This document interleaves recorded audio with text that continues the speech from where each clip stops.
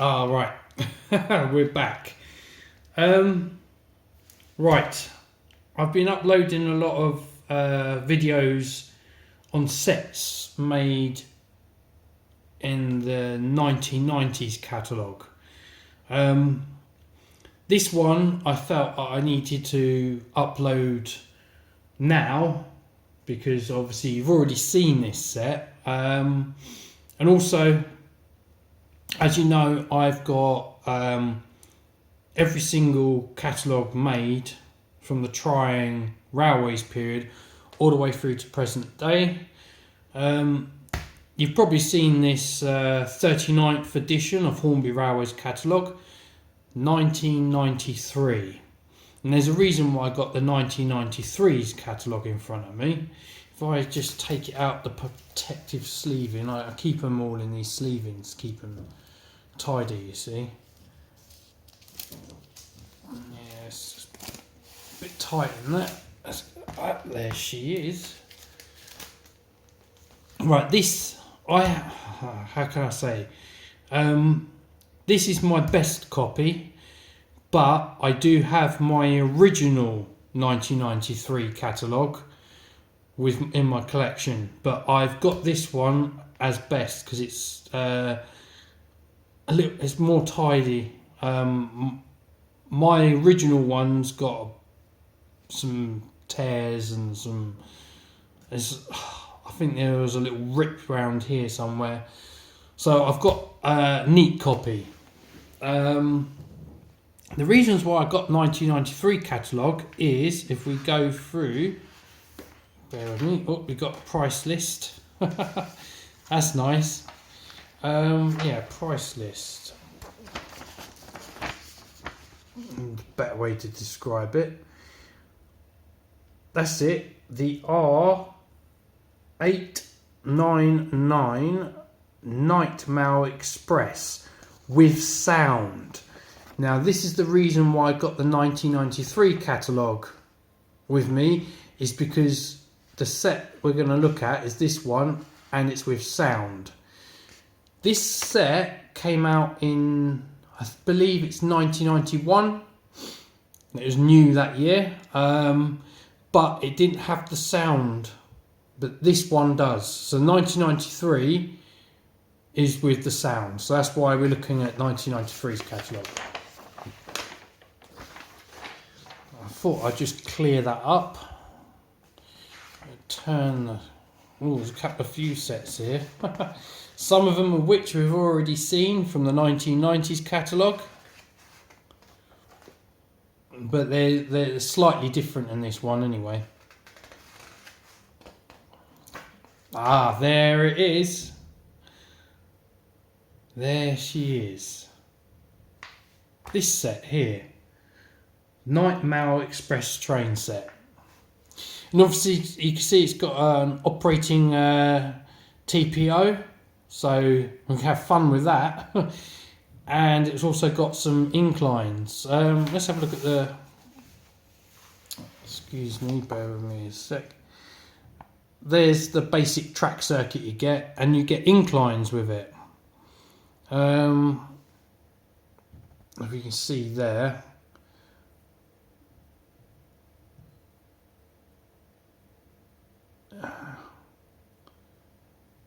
Exciting action train set demonstrates the way mailbags used to be collected and delivered by a train without it having to stop. Hook and watch it begin snatching on. I start again. Hook and watch it being snatched into the mail coach, carried around the lough and then ejected onto the receiving bin. And obviously this is the reason, if you look at it, super sound unit. So this is the reason why we're looking at a 1993's catalogue, is because the one I've got has super sound. And you've probably seen this set in other videos.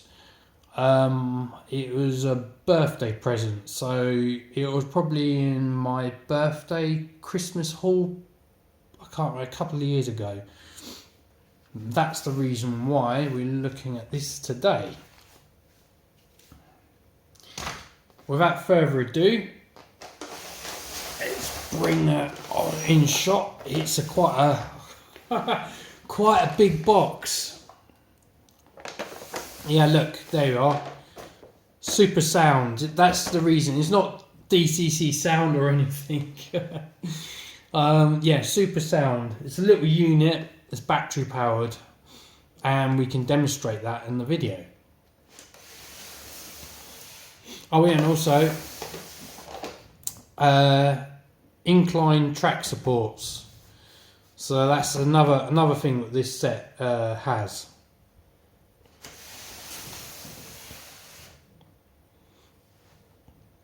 It does depict the old controller though. Obviously that controller is not being used in this set. Yeah, there's the contents you get in it.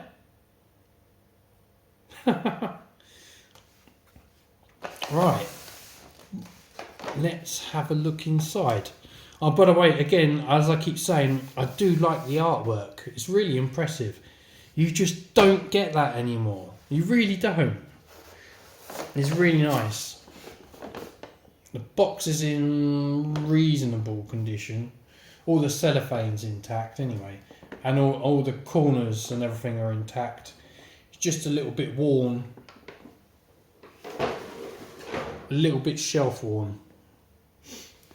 Right. What should we have a look at first? Oh wow, look at this set. It's quite an extensive set, isn't it? Oh wow. We have, by the way, myself and my daughter have set this up and played with it, so we've used it. I have given the loco a little mini service. I've cleaned the wheels, oiled it, and done all the usual stuff to keep it all nice and in tickety-boo order. We take the loco. Oh yeah, be careful on these sets. You got to be careful when you remove the locomotive, because the smoke deflector slots in like a slot in the polystyrene, so you've got to be really careful and take it out. So it's lift up and then pull that way. So lift up the cabin and pull it and slide it. And there she is. Wow, look at her. Oh, it's really impressive. City of Nottingham.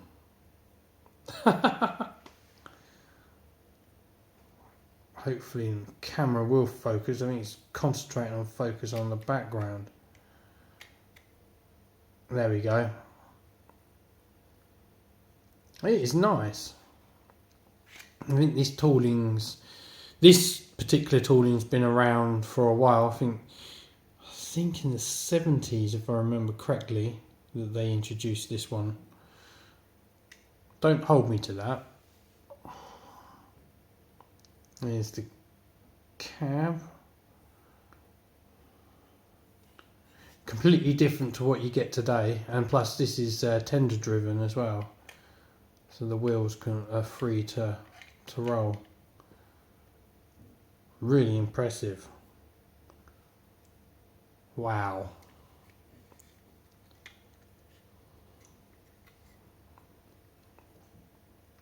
There we are. Hornby. Made in Great Britain. You just don't see that anymore. Oh, it's really nice. Oh, look at her. Can't wait to run her. And pop her aside. And pop the tender out.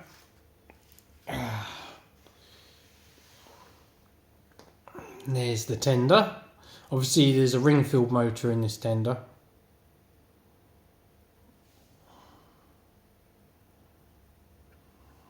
All buffers and couplings all present.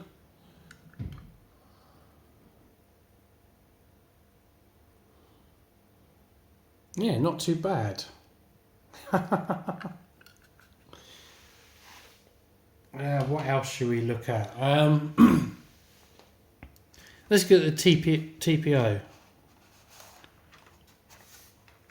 Let's place Royal Mail. An operating Royal Mail coach. These are really, I have great fun operating this. This brings back memories because obviously my cousin and I used to play around with this. Not this exact set, but something similar. And then you got ER there, Elizabeth Regina. Yeah. Yeah, obviously it's during the period of time when Queen Elizabeth's reign. Obviously this would have been in action under Royal Mail. Obviously Royal giving it the name. Under Her Majesty. Yeah. Wow. Oh, you can see it just opened there, didn't it? Yeah, that's nice. What else should we look at? I think these. Let's have a look at one of the LMS. Yeah.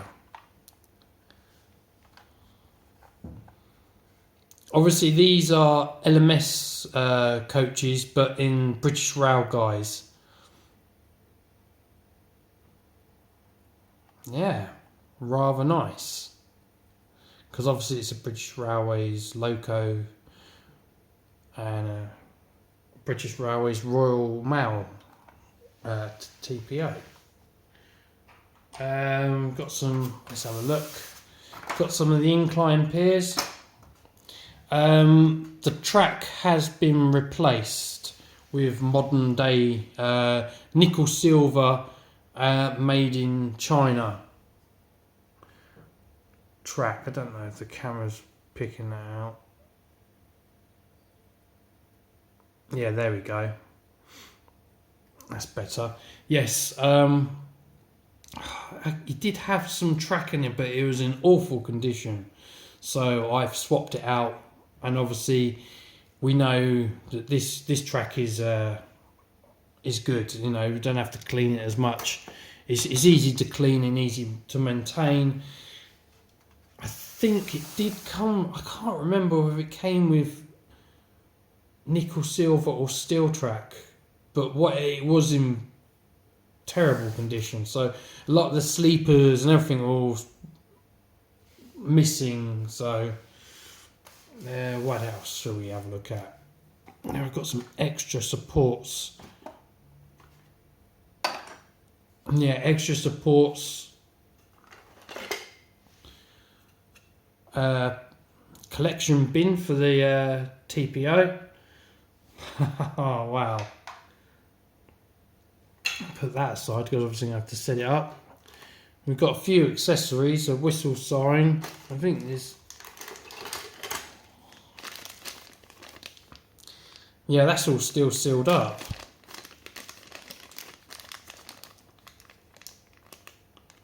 Okay. Nice to have. We got. This is extra. This didn't belong with the set, but it's been added in it. So nice to have. This hasn't been used. And the gradient posts, and I can see the labels in there.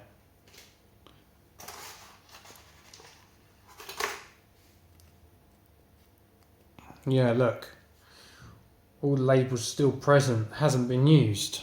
Wow. Obviously some of it has been used because someone's put the whistle on the sign. And we got some telegraph poles. And what else do we have? Power clip is over here. Try and fish that out. The power clip. And the sound module, which we'll get into shortly. And also this is the newer style controller that basically they changed the control units, but this is the earliest version. Bear with me. Try and get it out.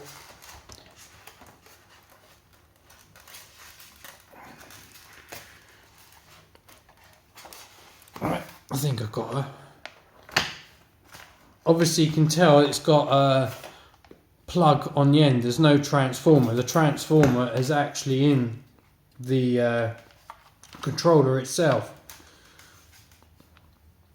If I turn it up, you can tell it's the early style because it's got the yellow dial.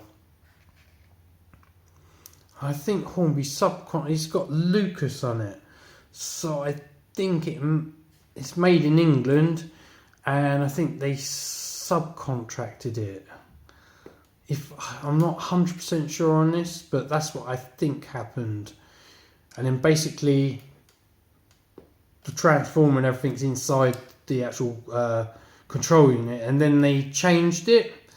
I went on to the other one with the transformers in the plug socket, and then this was just purely a controller, unit to control the trains, not the transformer, because obviously this weighs a bit. The other ones don't weigh much, and they've got a red dial. So yes, there's some slight differences, and obviously this is what you got in the set. Alright, there's only one thing for it. Let's set the track up and then watch her go round, and hopefully we can get some action with the TPO as well. Right, please bear with me and I'll do that right now. Right, okay, I've set it up, laid the track out, and I've set the TPO equipment up. Let's run the locomotive first and see how we get on. There she goes.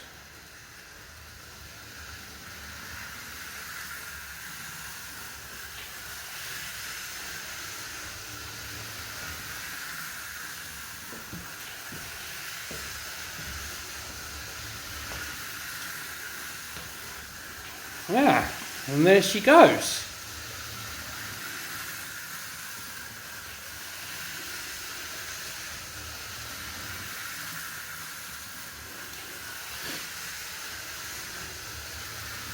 This is running alright. It's just going up the incline. There's a little bit of it goes a bit too fast when it goes down the incline. We see how it goes anyway. I've run this before, so let's couple up some of the coaches and the TPO.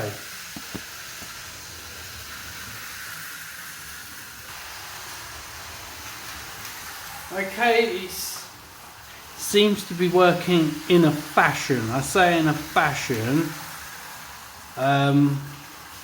The inclines, obviously it's such a short loop, I need to go a reasonable speed to pick up the mail bags, but if I go too fast the rolling stock comes off the track. So and it's because of the inclines, because obviously you're going around a bend at speed. It's going to cause the rolling stock, which is rather light, to fall and come off the track. Right, I'll give the TPO a go. Hopefully we collect a mail bag.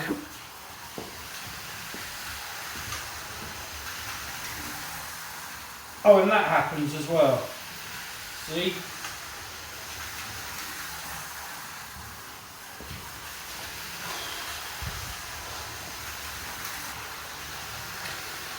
Oh, right.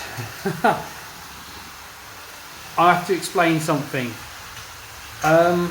It doesn't really work with the inclines because obviously the loco needs to travel at a reasonable speed to operate the TPO apparatus, and with the incline it just keeps derailing, falling off the track. If you speed it up, this is roughly the speed that it needs to operate at. I remember in my childhood we never put a incline near TPO apparatus. For me it's either or. Either you have the inclines and that's it, or you have the TPO apparatus. I've tested it and it's working, so hopefully we should be alright now. I did get a little bit frustrated with it, so if I remember correctly, when I was messing around with it with my daughter, I think we added a bit more track. I think that's what we did, because it was operating fine. I had the incline and it came down, came flat, and then basically it was okay to operate the TPO apparatus. Right, without further ado, let's put a mailbag on. Hopefully, let's move the camera and hopefully I should be able to get a view of that.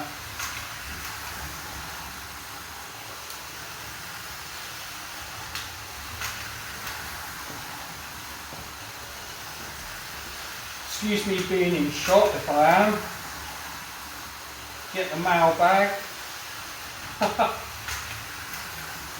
Place it on the hook.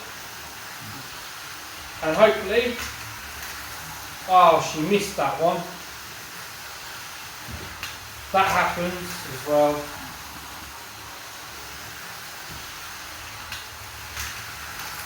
Yep, she's in.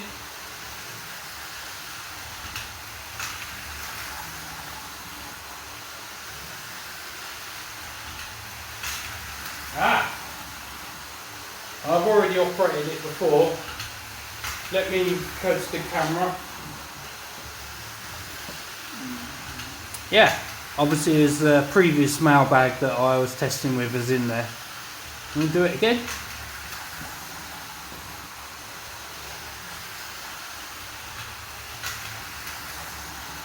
Put the mail bin back on.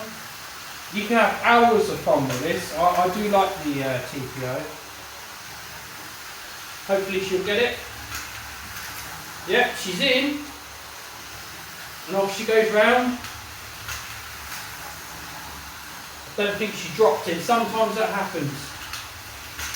Yep, I heard a click. We should have 3 mailbags in there.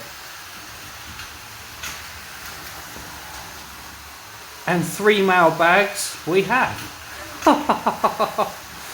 Oh, you can have fun with this.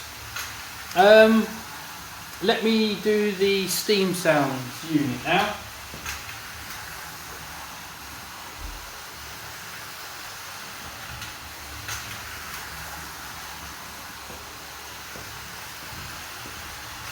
Get in front of the car. I'll put it here at the side. You do test only. Right, it does get a bit. Hopefully, it shouldn't distort. I'll turn it on. And then obviously a whistle.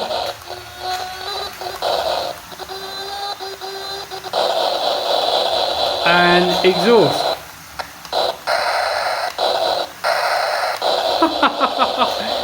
Oh, I think my cousin had a set with this one in as well.